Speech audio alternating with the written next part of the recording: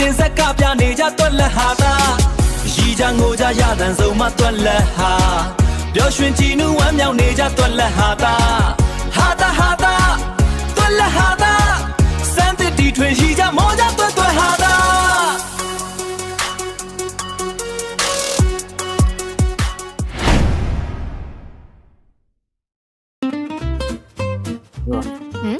ရက်ကွက်မှနေရတာစင်ရက်စင်ပြေပါလေယောက်ျားပြောလားဟောယောက်ျားတော့ပြောတာဗောဒါရက်ကွက်ကလည်းအသစ်ဆိုတော့အင်ဂျီတွေကလည်းတိတ်မရှိသေးဘူးမရှိတဲ့အခါကျတော့ပြောချင်တာတော့ကွာဆက်စုမဲ့ပုံဝင်နေမရှိဘူးဗောအဲ့ဒါကိုယောက်ျားသဘောကျတာဒီဒါပဲယောက်ျားစင်ပြေယောက်ျားတော့စင်ပြေတယ်ရက်ကွက်တွေကိုပြောင်းလာတဲ့အကိုနဲ့အမပဲကျွန်တော်ဒီရက်ကွက်တွေကပါဆွဲချင်းချင်းနဲ့ဆိုဈေးကပြန်လာလားရက်ကွက်တွေမှာလေလိုအပ်တဲ့ကိုကြီးရှိလဲပြောကျွန်တော်ကဒီရက်ကွက်တွေကပဲအကိုတို့ကလေတော့အတော်ကြဒီရက်ကွက်တွေအစ်စ်ပြောင်းလာဆိုအားငယ်နေပါဆိုဘာမှအားငယ်နေကျွန်တော်တို့ရှိရသေးလားဗျာငါတို့ဘာမှအားငယ်ကြတယ်အကြောင်းမရှိဘူးဟုတ်ရှင်းတယ်နော်ဟုတ်ငါတို့အေးစစ်စစ်လွတ်လွတ်လပ်လပ်နေခြင်းလို့ဟိုက်လိုလူရှင်းနဲ့ရက်ကွက်မှာလာပြီးနေတာဘာကူညီမှလည်းမလို့သဘောပေါက်လားအေးဆက်စုကြလည်းအကြောင်းမရှိဘူးငါတို့ကဆက်စုတာလည်းမကြိုက်ဘူးသဘောပေါက်တယ်နော်ဟုတ်ပါဘူးကျွန်တော်ကအကိုတို့လိုအပ်တဲ့ကိုကြီးလို့စေတနာမလိုဘူးလို့ငါပြောပြရရင်စေတနာနဲ့နောက်လမ်းတွေ့လည်းနှုတ်ဆက်တဲ့အကြောင်းမရှိဘူးကို့အခန့်နဲ့ကိုနေသဘောပေါက်လားဒါမှမဟုတ်လားအားနာရယောက်ျားမိမငါမှအားနာကြမလို့နော်ယောက်ျားဟိုဘက်ရက်ကွက်မှာလည်းအဲ့လိုပေါင်ဝင်းကြီးကလာပြီးတော့နောက်ရက်လုံအားကြီးလို့ယောက်ျားအေးစစ်စစ်ကင်းကင်းရှင်းနေတာဒီရက်ကွက်ရောက်တော့လည်းကြည့်ဦးလေဟမ်ရောက်တော့မှမကြသေးဘူးလာပြီးဆက်စုတာမှာမပတ်သက်ချင်ဒီမောက်ယောက်ျားတခါတည်းပြောထားမယ်နော်အဲ့ပေါင်ဝင်းကြီးနဲ့ဘယ်သူမှပတ်သက်စရာအကြောင်းမရှိဘူးကြားလားဟုတ်အေးဒါပဲ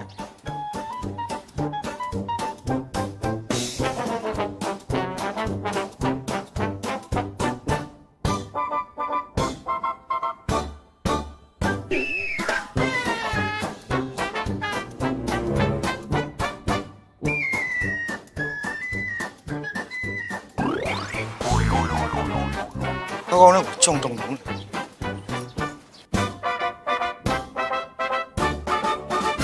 ဒီနေ့လေယောက်ျားအလုပ်နားတာဆိုတော့မင်းမဖယ်သွားကြတယ်ယောက်ျားလိုက်ပို့ပြီမလေးမိမအပြင်သွားချင်မအောင်ယောက်ျားရဲ့အပြင်မှာပို့ပူနေယောက်ျားသွားတယ်ရှင်သွားလိမိမနေခဲ့မယ်ဩမိမလည်းဘယ်မှမတော်ဆိုယောက်ျားဘယ်မှမတော်တော့ပါဘူးပြီးရောဟုတ်ပါပြီမိုက်ဝင်ခဲ့မယ်နော်ဒီမှာအင်ဂျင်လေးချက်လို့လေအမတို့လည်းများစားစီခြင်းလို့ယူလာတာဟုတ်ကဲ့အမတို့ကလည်းကြောင်းလာမကြသေးဘူးဆိုတော့လေဒီမှာညီမတို့အာလူလေးနဲ့စက်သားလေးနဲ့ချက်ထားလို့စားစီခြင်းလို့မအင်းပြန်ရောနော်အဲ့ဒီဟင်းတစ်ခွက်ပဲပြဿနာရတက်အောင်သဘောပေါက်တယ်နော်ဘယ်ကျွန်တော်ကအေးစေကောက်ကင်းရှင်းနေခြင်းလို့ဒီမှာလာနေတာဘယ်သူနဲ့မှလည်းကျွန်တော်ကပတ်သက်တာမဟုတ်ဒီရက်ခွက်လူတွေတော်တော်ရှုပ်တာပဲဟာဒီဟင်းတစ်ခွက်လာဖို့မယ်အဲ့ဒီဟင်းတစ်ခွက်နဲ့ပဲပြီးရင်တော့အတင်းနေပြောမယ်စကားတွေများမယ်ပြဿနာကြီးတက်မှာပေါ့ဗျာအဲ့တော့အဲ့ဒီကပြန်သွားပါကျွန်တော်လည်းစားရင်တောင်း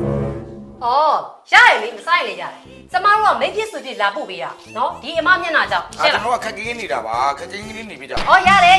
ရှင်းကကျမတို့မပတ်သက်ချင်တာပါဟုတ်တယ်ရတယ်ကျမတို့လည်းရှင်းလို့မပတ်သက်ဘူးနောက်ဘာကိစ္စလဲဖြစ်ကျမတို့လည်းလာမပတ်သက်နဲ့ဘာပတ်သက်တဲ့အကြောင်းမရှိပါဘူးကိုဟုတ်တယ်ကျွေးပလိုက်ပါအခုကခင်ဗျားတို့လာပြီးတော့ပတ်သက်နေတာလीဟာဒီရက်ခွက်လူတွေလည်းကွာတော်တော်ဆက်စုကြတာပဲကိုကမနေကြဘူးမိမခြံတကောက်ဘာလို့ဖွင့်လာတာဖွင့်လာလို့ तू ဝင်လာတာမိမအစိုးရပြောတဲ့ယောက်ျားအဲ့ဒီခြံတကောက်ပိတ်ထားပါယောက်ျားမရှိအဲ့ဒီအိမ်တကောက်ပိတ်ထားပါဘယ်လောက်ပြောနားမလဲဘူးကျန်အခုလာပြီးအိမ်ပေါ်တက်ပြီးစော်ကားသွားတာမေ့သွားတာပါယောက်ျားရဲ့ပိတ်ဖို့အိမ်တော့ကကျအဲ့တကောက်ပိတ်ထားဖွင့်အောင်မဖွင့်နဲ့ကွာ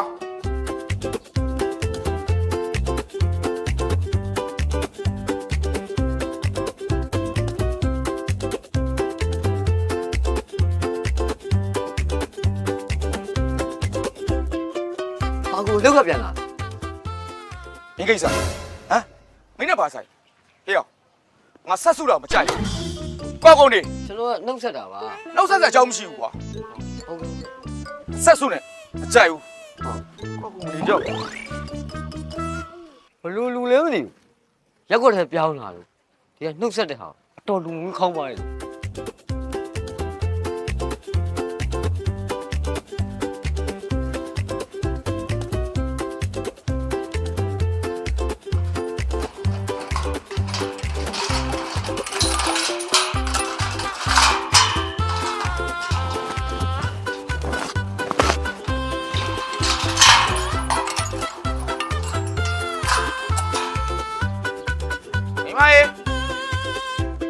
မိမ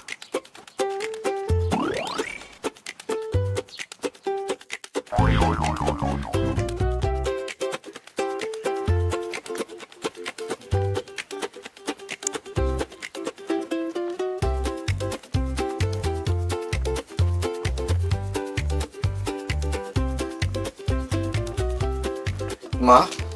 ယောက်ျားစိတ်ချမယ်နော် စိတ်ချပါယောက်ျားရဲ့ယောက်ျားကမိန်းမကိုစိတ်ချပြီးတော့စိတ်ဖြောက်လက်ဖြောက်နဲ့အလုပ်ကိုတခြားသွား ဒီမှာစိတ်ချပါတယ်နော်ပြီးတော့ဒီမှာဒီမှာအေးဆေးနေချင်လို့ဒီပေါင်ဝင်းကြီးမှာလာနေတာနော်ပေါင်ဝင်းကြီးနဲ့ဘယ်သူမှမပတ်သက်နဲ့နော် အင်းပါယောက်ျားရဲ့ အဲကျွန်တော်မိန်းမကိုချစ်နေတယ် အော်အမတို့ကဒီရက်ကိုပြောင်းတဲ့လူတစ်တွေထင်တယ် ဟုတ်တယ်ညီမလေးဟုတ်တယ် ။အော်အဲ့ကြောင့်ထင်သားပဲကြည့်တယ်လေဒီရက်ကိုပြောင်းတဲ့လူတစ်တွေပါလို့အခုပါလေအမဈေးသွားပြီလား စိတ်မတော့ဟာလေ ။အော်ဈေးမတော့ညီမအခုဈေးသွားမလို့အမဘာမှလိုက်မလဲ။ဟိုဈေးမှာဆိုရှင်အဆုံရှိတယ်ကြက်သားရှိတယ်ဝက်သားရှိတယ်မဲသားရှိတယ်ဆရာရှိအကုန်ဆုံးပြီးတော့အမဘာမှမပြော โอเคမြောက်ကျွန်တော်ပြောမယ်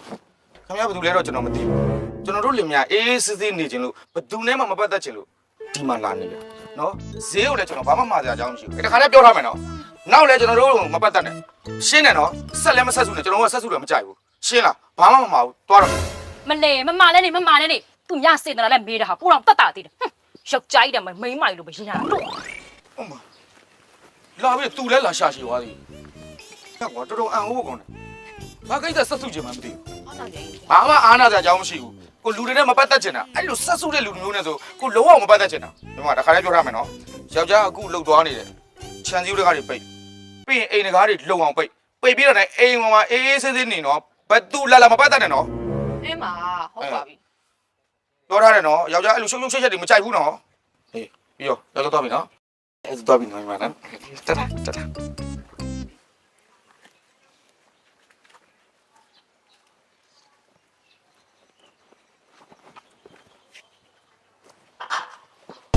အမလေးဟဲစိတ်တူတယ်စိတ်တူတယ်တအားပဲသိလားငါတော့လေရက်ွက်ထဲကိုလေလူတစ်တွေပြောင်းတယ်ဆိုပြီးတော့လေငါဈေးသွားရင်းနဲ့လေအမလေးနော်အမဘာမှမလဲဘာဝယ်မလဲဆိုငါလူငွေရငါမေးတာပါအဲ့တော့သူ့ယောက်ျားကလေငါ့ကိုလေကက်ကက်လန်ပြီးရန်တို့တယ်ပြောမနေနဲ့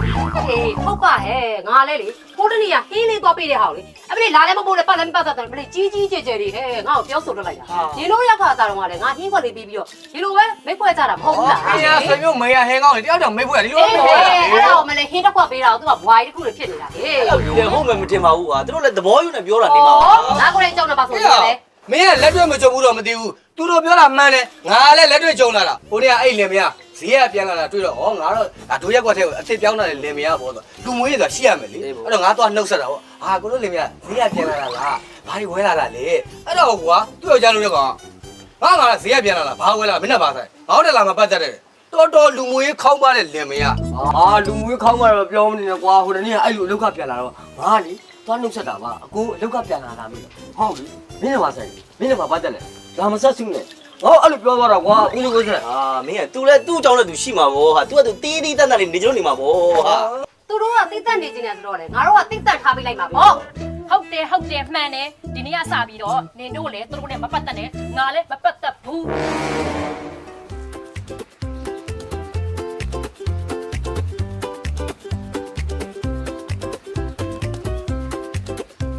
ရောက်လာညဘာချောင်းနေ ချောင်းတော့မဟုတ်ဘူးကြည့်ရပါ အမေဘာကိစ္စကြည့်တာလဲလို့ငါမေးတာ မဟုတ်လေဟိုကိုယ်ပုံရင်ပြောင်းလာလူသစ်တွေဆိုတော့ဟိုဘာမှလူအပ်မလဲလို့လာ ကြောင်အပွေးအပို့မပြောနဲ့မင်းအပို့မပြောနဲ့မင်းကငါကြည့်နေတာကြာပြီနော်ငါတို့ဒီကိုပြောင်းလာတဲ့ကွာမင်းကဟိုနာလှည့်ချောင်းလိုက်ဒီနာလှည့်ချောင်းလိုက်အေးငါ့ကိုမြင်လိုက်မတိကြအောင်ဆောင်သွားတယ်အဖားထားတယ်ဘာသဘောလဲရော အမို့မို့အဲ့လိုမဟုတ်ဘူးရကျွန်တော်ခင်ဗျားကိုတွေ့ရင်ကြည့်တယ်ဆိုတော့လေမေးစင်တာလေးရှိလို့အမင်းကောင်းမလားမမင်းကောင်းမလား ဘာမှမေးစရာအကြောင်းမရှိဘူးပတ်သက်စရာလည်းအကြောင်းမရှိဘူးရှင်းတယ်နော်ရော ရပါတယ်ဟိုမေးစင်တယ်ဆိုတော့လေအခြားကြောင့်မဟုတ်ပါဘူးခင်ဗျားတို့လည်းထိခိုက်မှာမဟုတ်ပါဘူးဟိုတခုပဲဒီမှာလူဘယ်နှယောက်နေ ဘယ်နှယောက်တည်းမင်းလောက်ဟမ်မင်းတို့ပါဆိုင် ဆိုင်ပါဘူးဆိုင်တော့မဆိုင်ပါဘူး ဟေ့ရောလာမဆက်စုနဲ့ဆက်စုတာငါမကြိုက်ဘူးငါခက်ကင်းနေနေသွားရ အဲ့မှာကင်းကင်းနေခြင်းတော့ဆိုတော့ရပါတယ် ဘာလဲ ကျွန်တော်ရဟိုမှာမလို့ပြန်မလို့ ကျုံတုံတော့နဲ့ဒီလူတွေဘာလူတွေမှမသိဘူးလက်ကနေဆက်စုလူဘယ်နှယောက်နေလေပါလေငါဘယ်နှယောက်နေမင်းကိစ္စ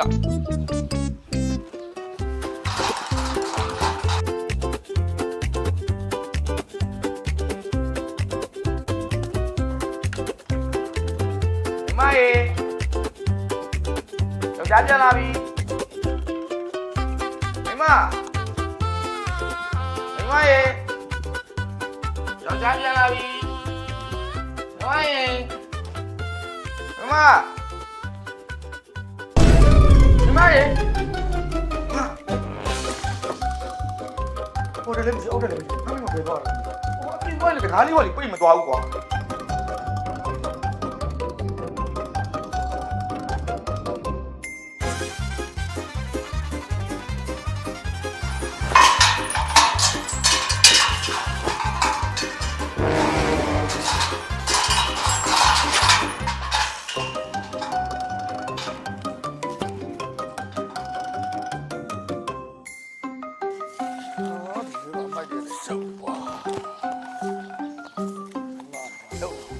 ဝေးဟိုလေကျွန်တော်အမျိုးသမီးကိုတွေ့မိသေးလား ခင်ဗျာရက်ခွက်ထဲမှာခင်ဗျာအကြောင်းကိုကြားပြီးသားခင်ဗျာဘယ်သူနဲ့မှပတ်သက်တာမတိုင်ဘူးတဲ့ကျုပ်လာမမင်းနဲ့ကျုပ်လည်းမအောင်မှာလှုပ်ရှုပ်နေကွာ ဟုတ်ပါဗျာဟိုကျွန်တော်ဒီကအိမ်နီးနားချင်းဆိုတော့လေ ကျုပ်မမင်းနဲ့ခင်ဗျာမကြိုက်တဲ့သူသွားမေးသွားဗျာခင်ဗျာလည်း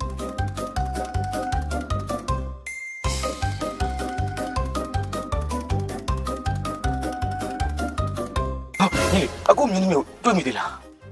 ဘာပတ်တယ်လဲ ဟုတ်ဘူးအခုမျိုးသမီးကိုမျိုးသမီးလေးကိုနဲ့ပတ်သက်တာပေါ့ မဆက်စုနေကင်းကင်းရှင်းရှင်းနေဝေးဝေးနေကြားလား ဟုတ်ကဲ့ငါ့ပြန်ပြောနေသေးတယ်ဟာအော်မိုက်ဟိုလေဟိုကျွန်တော်ရဲ့ဟိုကျွန်တော်ဟိုမပြောချင်နေတော့ဗျာ မပြောဘူးပတ်ဝန်းကျင်နဲ့ပတ်သက်ချင်တဲ့ကောင်မပြောဘူး မင်းအဲ့ဒါလက်ပြညောငုတ်တာငါဖော်ပေးမယ်ဘာမှမဟုတ်တဲ့ဘာမှမဖြစ်ဘူးအေးရတယ်ခဏလေးလက်ပြညောငုတ်တာပါကွာအေးစေးငါဖော်ပေးမယ်သက်သာလား ဟုတ်ဒါလေဟုတ်ပါလေအပြေချင်းနဲ့နေကြကွာဒီကိုတချက်လောက်ကျွန်တော်မေးလို့ရမှာ မဆက်စုပါနဲ့ကျွန်တော်လည်းမဆက်စု မ ဘူး ဟုတ် ရ ကျွန်တော်ဆက်စုတော့မဟုတ်ပါဗျာကျွန်တော်ဒီကကျွန်တော်ဘယ်မှာပြန်လာတာတွေ့မိသေးလား သိတယ်ခင်ဗျားမိမအကြောင်းမေးတော့မယ်ဆိုတော့သိနေတယ် ဟုတ်ပါတယ်ဟိုကျွန်တော်လိုက်ရှာတာလဲဟိုဘယ်မှလည်းမတွေ့ဘူးနောက်ပြီးတော့သူများကမေးတော့လဲဘယ်သူမှ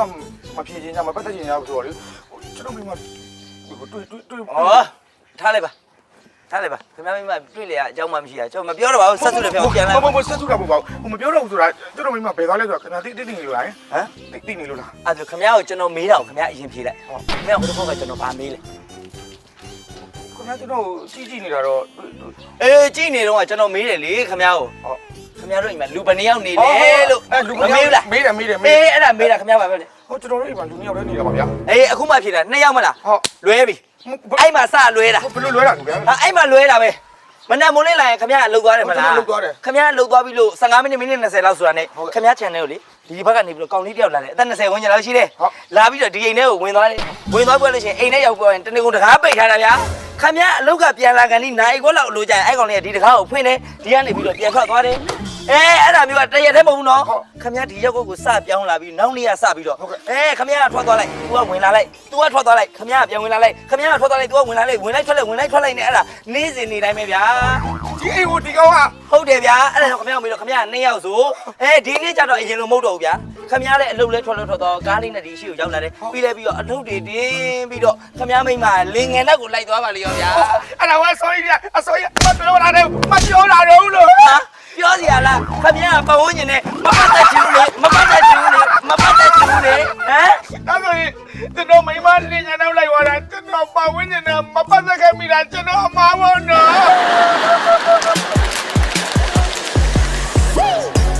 hada tulla hada tulla hada ဖြောပြတင်ဆက်ကပြနေကြ tulla hada ရီကြငိုကြရတန်ဆုံးမ tulla ha ပျော်ရွှင်ကြည်နူးဝမ်းမြောက်နေကြ tulla hada